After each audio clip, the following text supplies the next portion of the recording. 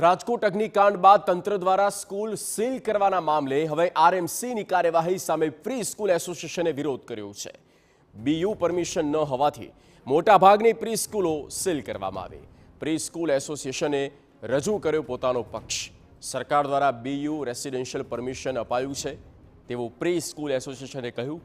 RMC પરિપત્રને અવગણીને સ્કૂલને seal કરી રહી છે।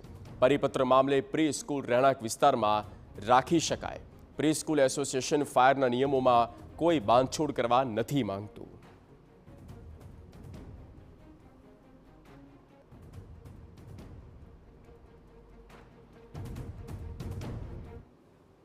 ગેમ ઝોન અગ્નિકાંડ બાદ રાજકોટ મહાનગરપાલિકાનું તંત્ર સફાળું જાગ્યું છે અને શહેરમાં જે પણ શાળા કોલેજ હોય હોસ્પિટલ હોય તેમાં ફાયર સેફટીના સાધનો અને બીયુ પરમિશનને લઈને તપાસ છે તે હાથ ધરવામાં આવી છે।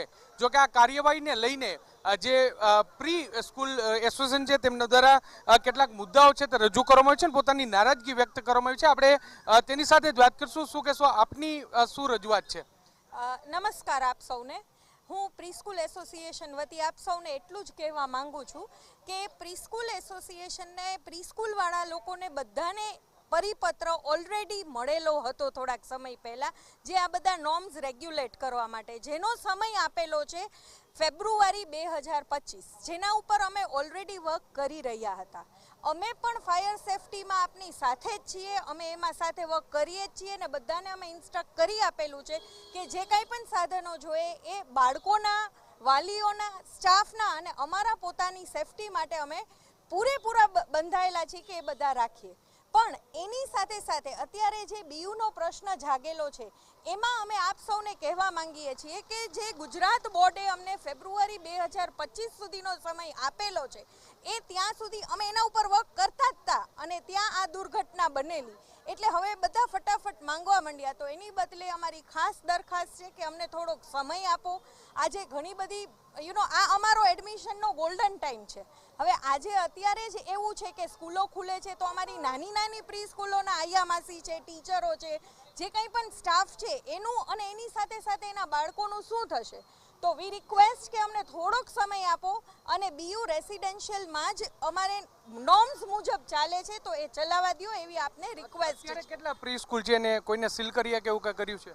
અત્યારે અમારા એસોસિએશનમાં રાજકોટની જો વાત કરીએ તો 150+ કદાચ એનાથી વધારે પણ પ્રી સ્કૂલ અમારી સાથે સંકળાયેલી છે અને ઘણી બધી પ્રી સ્કૂલ, બધી જ પ્રી સ્કૂલનો સીલ થવામાં વારો આવી ગયો છે। હવે આ સમય એવું છે, એડમિશન છે, ગોલ્ડન ટાઈમ છે, ઇન્ક્વાયરીનો કોલ આવી રહ્યો છે અને અમારી સ્કૂલો સીલ છે। શું માંગણી શું છે? હવે અમારી માંગણી એક જ છે કે બીયુ છે, બીયુ જે એ લોકો એજ્યુકેશન માગે છે, જીડીસીઆરના નિયમ મુજબ પ્રી સ્કૂલ રેસિડેન્શિયલમાં આવે। હવે તમે બીયુ એજ્યુકેશન માગો છો તો શું કામ એને રેસિડેન્શિયલમાં જ્યારે આવતું હોય તો તમે બીયુ રેસિડેન્શિયલ જે છે એ એમને એમ અલાવ કરો, અને જ્યારે લેડીઝ દ્વારા જ વધારે સંચાલિત છે તો એક કાગળની એક ખાલી ફોર્માલિટીઝ બીયુ રેસિડેન્શિયલ છે કે બીયુ એજ્યુકેશન છે એમાં કંઈ સ્ટ્રક્ચરમાં તો ફેરફાર નથી જવાના, તો એટલું શું કામ ન ચલાવી લેવામાં આવે? સ્ટ્રક્ચરમાં કાંઈ ફેરફાર થઈ જતો હોય કે ભાઈ આપણું સ્ટ્રક્ચર અનસેફ થઈ જશે, રેસિડેન્શિયલની બદલે એજ્યુકેશનમાં જશું તો આ સેફ રહેશે, એવું તો નથી। એટલે સેફટીના પર્પઝથી અમે એક જ વસ્તુ કહેવા માગીએ છીએ, સેફટી ઉપર ધ્યાન આપો। એજ્યુકેશનમાં જો કન્વર્ટ કરવું જ પડશે તો શિક્ષણ વિભાગ અમને કહેશે કે ભાઈ આમ કરવું જ પડશે, તો અમારી પાસે ફેબ્રુઆરી 2025 સુધીનો સમય છે। અત્યારે આમ જ કરવાનું એવું શું કામ? બાકી ફાયરને રિલેટેડ જે કોઈ બી ઇક્વિપમેન્ટ નાખવાના કીધા છે અમે નાખ્યા છે। ફાયરને રિલેટેડ એનઓસી લેવું પડે તો એના માટે પ્રક્રિયા ચાલુ છે, જેને નથી એની ચાલુ છે, જેને કરી લીધું એને કરી લીધું। તો એક સેફટી ઉપર ધ્યાન આપો, પ્રી સ્કૂલને ખોલવા દો। જે નાના નાના એકમો છે એ બહુ જ લોસ ફેસ કરશે। પણ બધા લોકોની ચિંતા એ જ છે, કારણ કે જે રીતે ટીઆરપી ગેમ ઝોનમાં અગ્નિકાંડ થયો અને બાળકોના પણ મોત થયા, મોટા લોકોના પણ મોત થયા, એટલે સેફટીમાં કોમ્પ્રોમાઇઝ ન થવો જોઈએ। તમારું એસોસિએશન આ માટે શું બાંહેધરી આપે છે? શું કહેશો આને લઈને?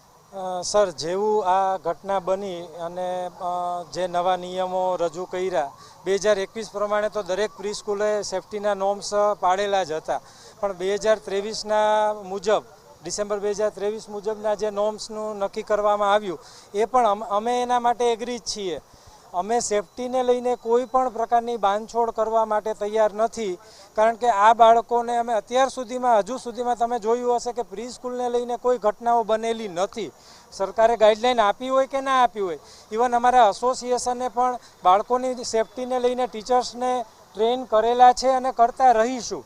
અમે સેફટીને લઈને કોઈ પણ જાતની કોમ્પ્રોમાઇઝ કરવા માંગવાના જ નથી.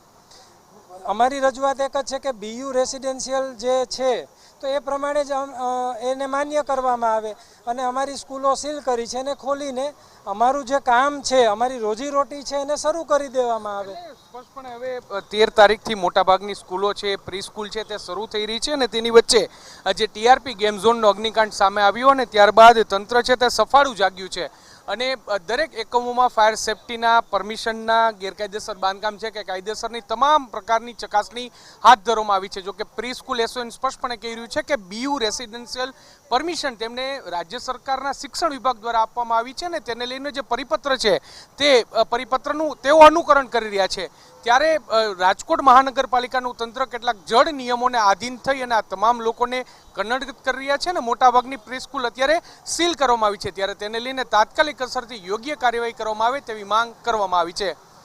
કેમેરા પર્સન ભાવેશ લશ્કરી સાથે મોહિત ભટ્ટ, TV9 રાજકોટ.